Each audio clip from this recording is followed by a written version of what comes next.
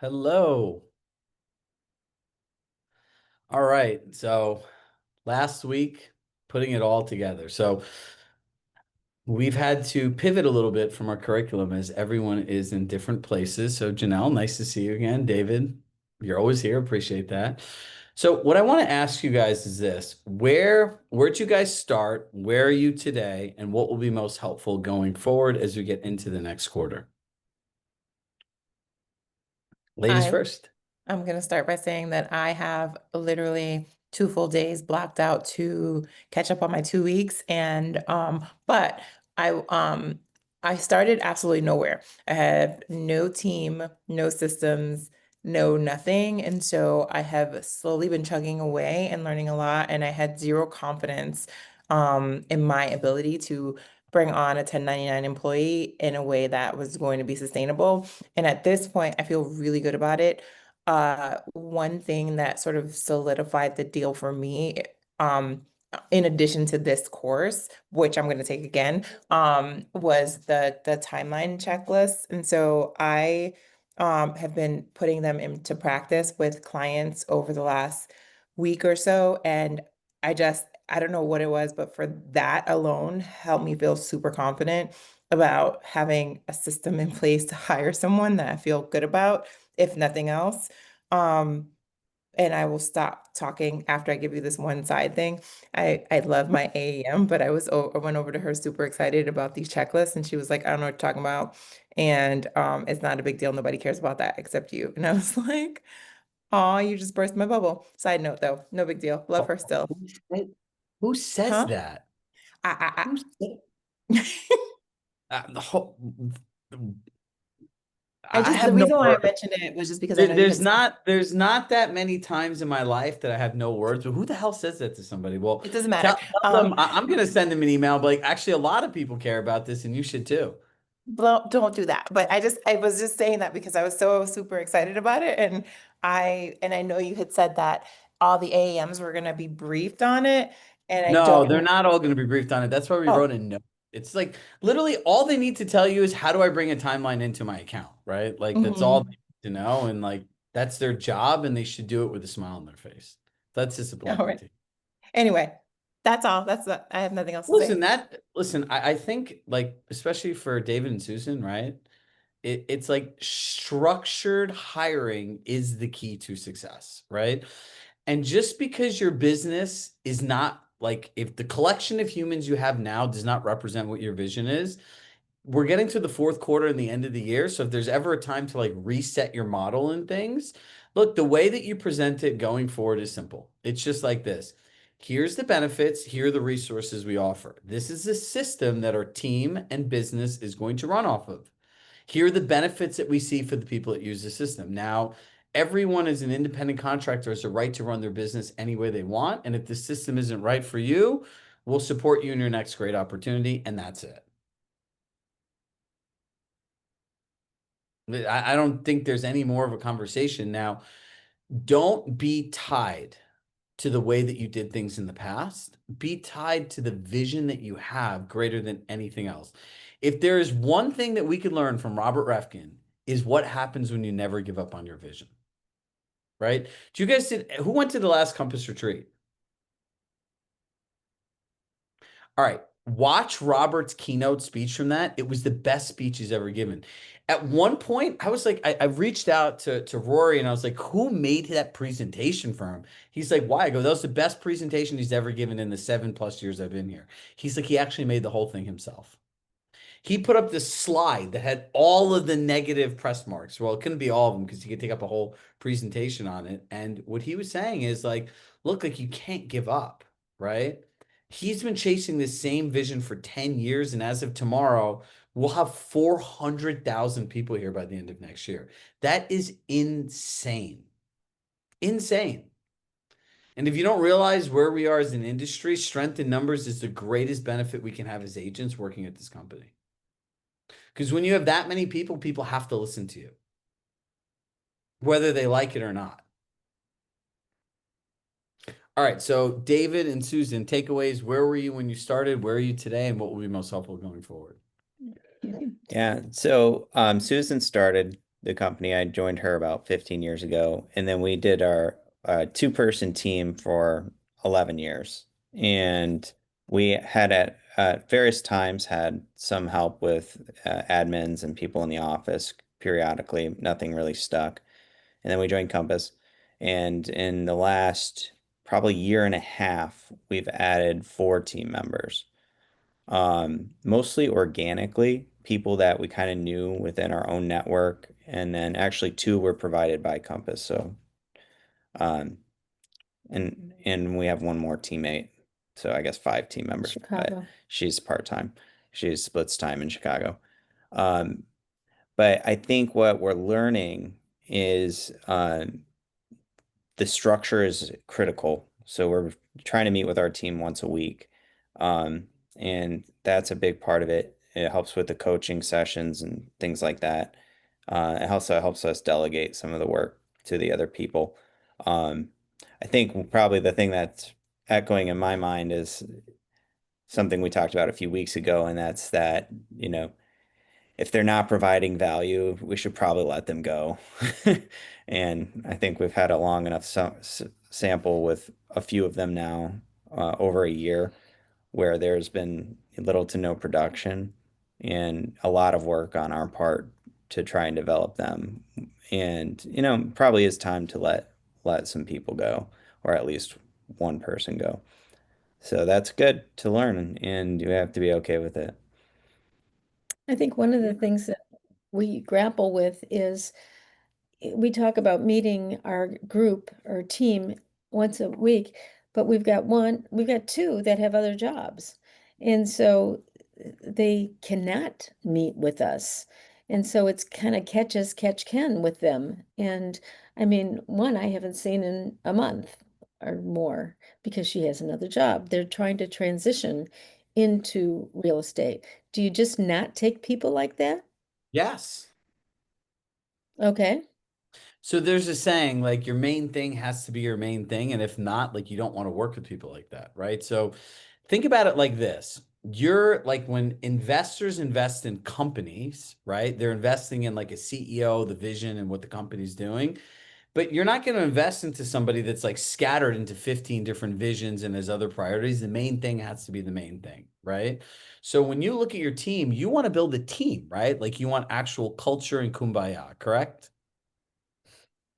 Yeah. So if that's the case, you're not operating as a brokerage where like the movable middle, all those people that do a few deals a year where, you know, you have fixed costs for your resources. If some use it, some don't, it doesn't really matter. They don't really bother you. That's not the vision, right? So like having an idea of people whose primary income is real estate as like a hardcore qualifier for people to join your team, you guys put your hearts into what you do. You give them resources, you give them coaching, you give them leads, you give them access to open houses. You put the most important thing in your life associated to them, and that's your reputation. Just remember this, bless you. It takes an entire lifetime to build a reputation. It takes one moment to lose it. So when people talk about like the number one question, Susan, I get in like when we do team conferences is how do I delegate or how do I share my leads equally with my team members? And you know, my answer is you don't, because that is not in the best interest of your clients. It's not. Like now, if somebody's going on Zillow or Trulia or Redfin or any of these other websites and they have not sought professional representation, then in my mind, whoever they get stuck with is their own choice and their own doing because they could have done the same thing and contacted somebody they know, got a referral, looked online, and hired one person as opposed to just calling anybody that can open a door, right? So anyone like I don't believe like there's some part-time people that run their businesses like businesses and do really good at it. But if you haven't seen somebody in a month, if you're showing up for coaching and they're not going to coaching, like you're training the other people on your team that like your standards don't matter. And people tend, in my experience, to go over to that other side of doing less than focusing on themselves, using the resources and doing more. I think we're learning that in real time. Hmm. Yes, I Yeah. agree. So I look. I think for all of us, I believe like we're in the perfect place right now. We're just too good to stay here. That's that's the mentality I want you guys to take. And like we just need a fresh reset, a lot of us. And in the beginning of the year, it's the perfect time. So I'm very proud of you guys and the self-awareness that you've done. I'm proud of the way that you've been open and sharing. And look, just even if it's the two of you and one good agent and some staff members, it's more than enough to do 100 transactions.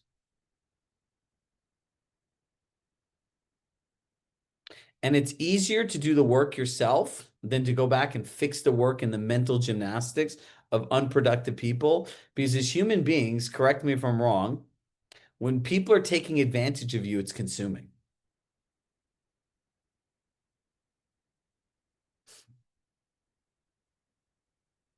All right. John, you're up next. Where'd you start? Where are you now? What will be most helpful going forward? Start like personally in real estate? In your team. Gotcha. Okay. So Gary had a team already. He and I joined forces, kind of brainstormed, looked at all the different brands out there, talked to everybody, obviously made a smart decision, come to Compass. So we launched Compass in Big Bear Lake and Lake Arrowhead. We have our own offices and all that. We're kind of Compass didn't know where Big Bear Lake was and what Lake Arrowhead was when we initially approached them. So we we operate in those territories. So we joined forces, put everything together in 2018, launched in January officially of 2019. Um, we've had some really good successes. In 2020, we ranked number one for Compass in the nation for larger teams. I think we had maybe 17 agents, 18 agents at that point. We had some toxicity for sure. And I share that success not to brag. I mean, it just Big Bear was the first place to open up in California and probably most of the United States when COVID hit. So we had everybody come here. There was weekends there were 350,000 people here, which is a huge number for our little town.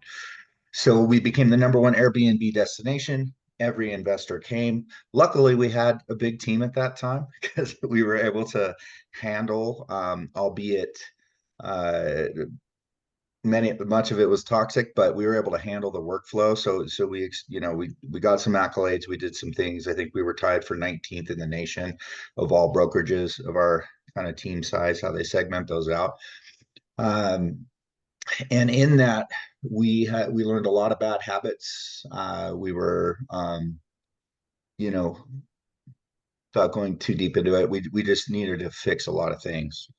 And then we found Chirag, and Chirag started challenging us. And I'd be sitting listening to him going, is he like, does he have a camera in our office? He can read my emails. So we have been, slowly righting the ship since then. So we're down to 10 agents. We do have two, maybe three coming on, Chirag, but we're also getting rid of a couple. But I think they're good apples. We're much more focused in our interviewing. We're not actively trying to go out and get people, by the way. They came to us wanting to be part of us. So they answered a lot of good questions the right way. So thank you for those questions to ask them. So now we are focused on quality of agents and cleaning up. We still have obviously work to do, but we are making changes that have been long overdue and that are going to be putting us into the right direction. We've realized we can do less transactions, actually make more money, ultimately with a little bit less workload and more peace of mind. We had some very toxic agents, so they are gone. And Yeah. it's amazing how different the air in the office is, how different the other team members are acting, how thankful they are. So there you go. Oh, this is music to my ears.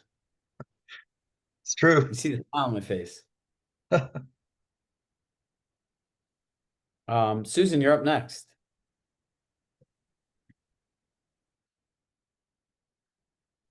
So I was So where late. What was the start? actual question? Pardon? Where did you start? Where are you today?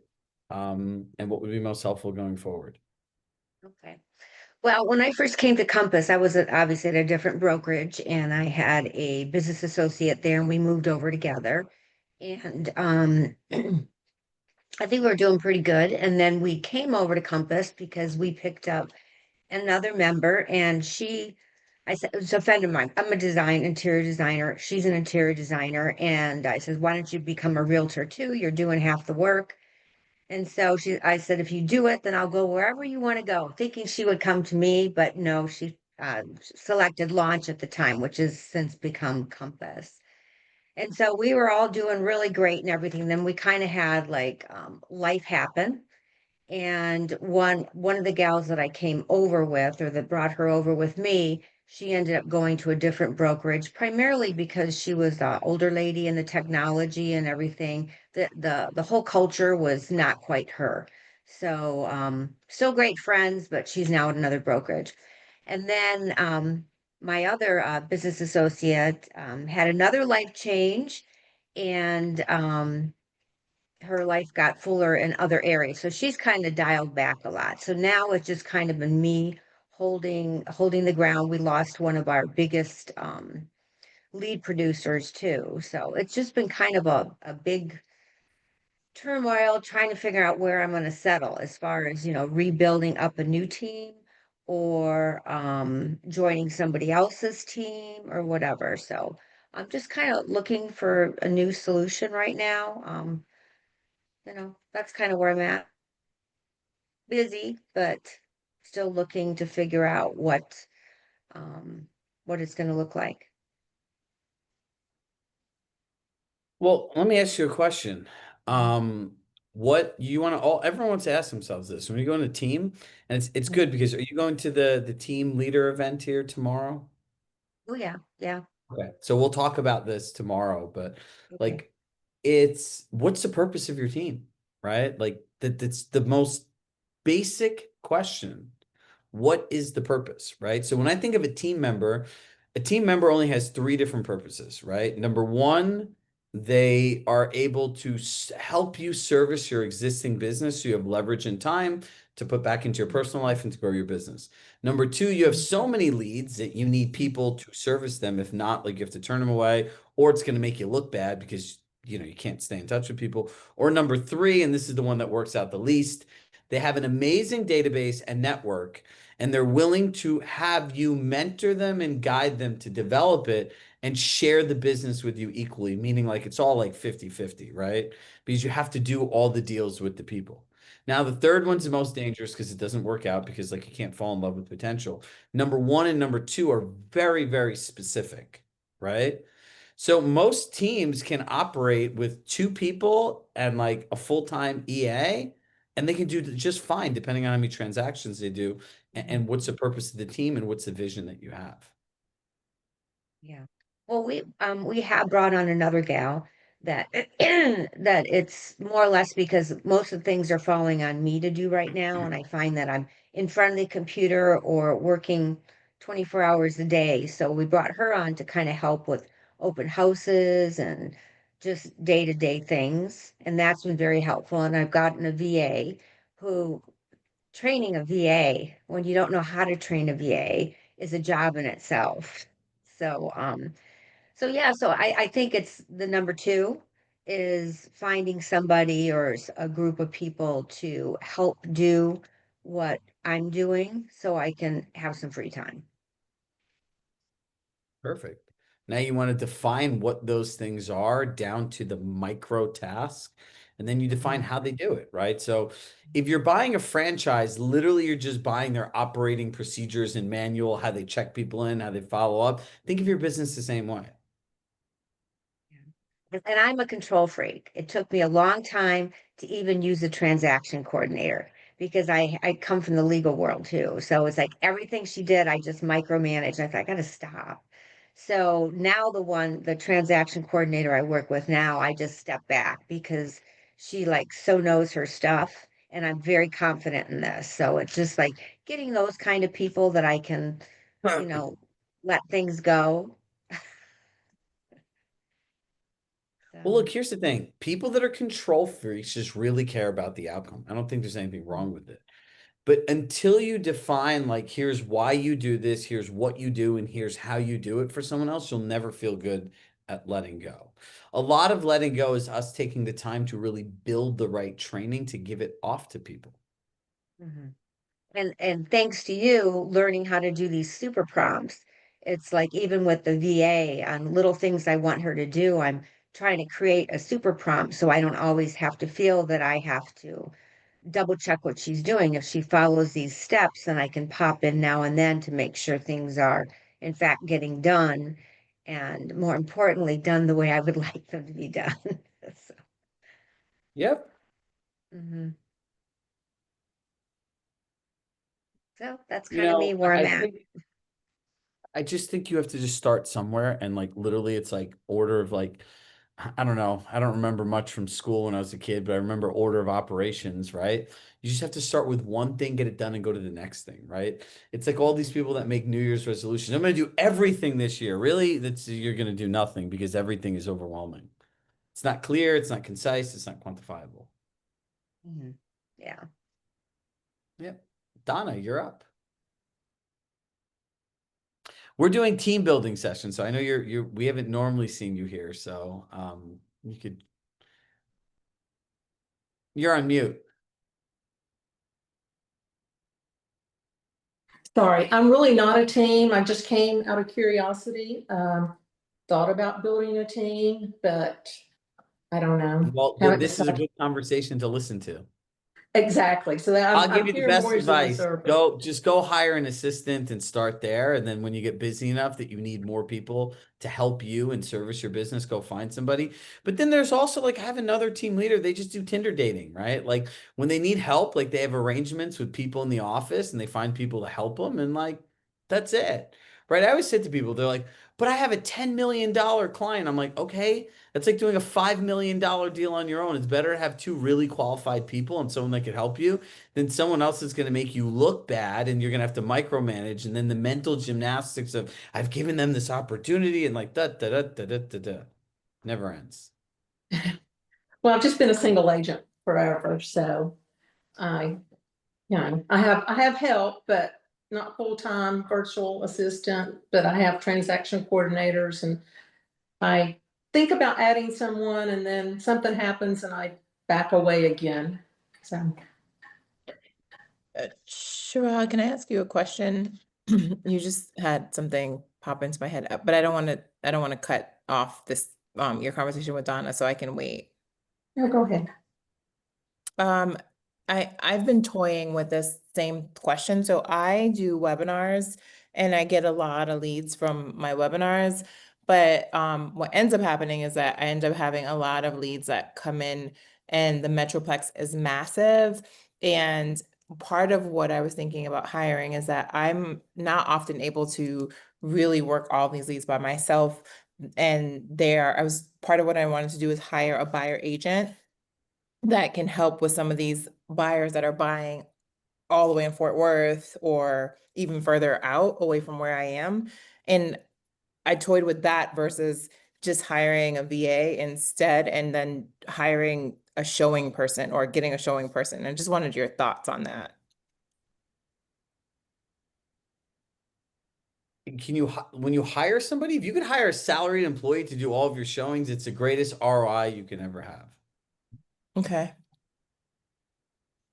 Instead of bringing on a 1099 agent that I would You keep try to. way more money. Rule number one of profitable teams is never paying splits what you could pay in a salary. Okay. And employees have to do what you tell them, right? So like if you have like a decent amount of money you want to invest in this, just go steal somebody from Redfin. Redfin agents are great because the way that they work is it's all like a good chunk of theirs is based on like client reviews, but the other benefit is they have so much experience in the market. They're doing hundreds of transactions, right? So if an average agent does 15 deals a year, for a lot of people, that's a lot, right? A Redfin agent will do 6 to 7 times that in a year, right? So if they've been there a few years, they've done 200, 300 deals, they know the market, they have experience, and like you know, you can, Robert Refkin quote that he always used to tell us is you can never overpay for great talent. Okay.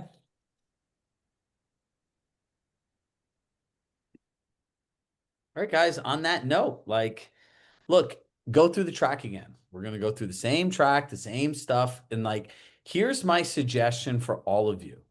It's a small track. Of course, we'll have some new people, but somebody take the initiative and email the other people and say, hey, let's define our value proposition. And let's just do a working 1 hour and 90-minute Zoom session. And let's all just work on this together and we'll get it done. And then it's amazing, John, when you all show up and do it with each other, you can't scam out of it. You can't sell your time block out for something else because you show up better for other people than you'll show up for yourself. And that's a reality of life. It is. So you're suggesting we actually take action. I like it. That's the only thing I do, right? So look, we have lots of new things coming for you. We have these timelines rolling out. We're consistently making updates. If you go to ai.chiragshahcoaching.com, you can actually try out my AI and you can actually talk to it, have conversations with it, and everything else. It's great. And if you get a bad response, hit the thumbs down and say what it should be so that we could retrain it. See, if hundreds of us are using that AI and giving user-generated feedback, that thing within 3 months will be able to answer any situation you humanly can imagine because it has all of the knowledge base. It's reformatting it based on input and output, right? So like we are so much further ahead of every agent in the world. It's kind of scary how much the like we've always, I felt, been ahead, but like over the last few months with all the different things that we've been working on for the last like year, that distance has gotten like 10x. Think about it. No one has a timeline. No one has a system. No one has these custom marketing assets. No one has a coaching program that coaches to a system. And no one has an interactive AI coach that they could like access at any time for anything that they need, that someone's willing to keep adding stuff and making better and better.